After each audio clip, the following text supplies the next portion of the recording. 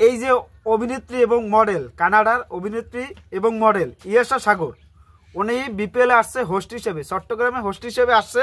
কিন্তু এখন এসে তো ভক্তরা অন্যরকম শাকিব খানের নায়িকা হিসেবে চায়, যে তাণ্ডব ছবি বলুন বা নেক্সট ছবিতে তাণ্ডব হোক আর অন্য নামে ছবি আসুক, সেই ছবিতে শাকিব খানের নায়িকা হিসেবে চায়, অফার দিতে চায় ভক্তরা।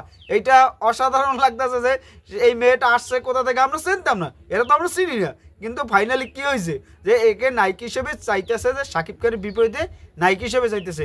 এটা একটা ভালো লাগার বিষয়। নায়িকাটা মেয়েটার তো অসাধারণ লাগছে, সুন্দর লাগতেছে, তাছাড়া ফ্রেশ লাগতেছে, ফ্রেশ হবে। শাকিব খানের সাথে যে কাজ করে তাহলে তো ভালো হবে।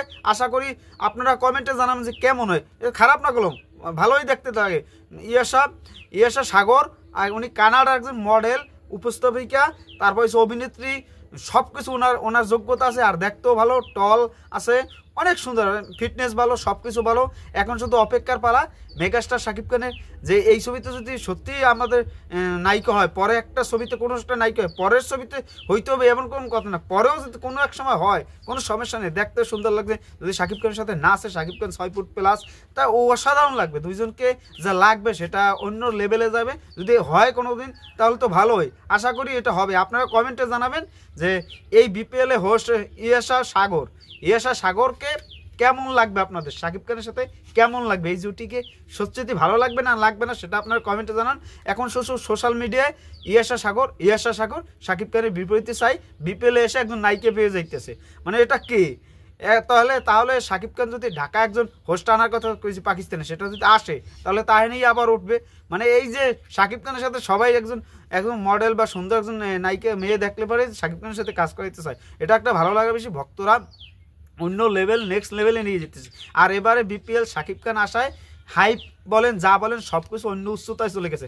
আজকে এই মেয়েটা চট্টগ্রামে প্র্যাকটিসে একটা লাইভে ফার্স্ট শুরু করছে, লাস্ট আবার একটু কথাবার্তা বলে, একটু কয়েকজন ক্রিকেটারের সাক্ষাৎকার নিয়ে, মানে এই সমস্ত কথাবার্তা নিয়ে যেভাবে আমাদের আকর্ষণ করছে, যে আজকে বিপিএলটা অন্য লেভেলে চলে গেছে। এই মেয়ে আজকে পুরো সোশ্যাল মিডিয়া কাঁপিয়ে গেছে, অন্য লেভেল। এখন শুধু শাকিব খানের নায়িকা হিসেবে চায়।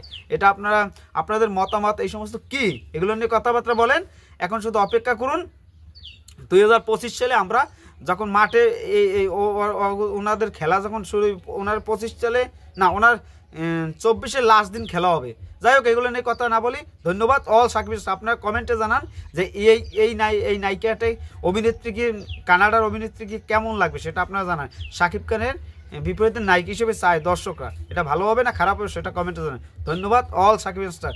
পরিশেষে আমরা একত্র থাকবো, আমরা শাকিব খান নিয়ে থাকবো, বিপিএল নিয়ে থাকবো, বরবাদ নিয়ে থাকবো, ঢাকা ক্যাপিটালস তো আছেই। আর কে কোন জেলাতে সাপোর্ট করবে ঢাকাকে সেটাও আপনারা কমেন্টে জানাবেন।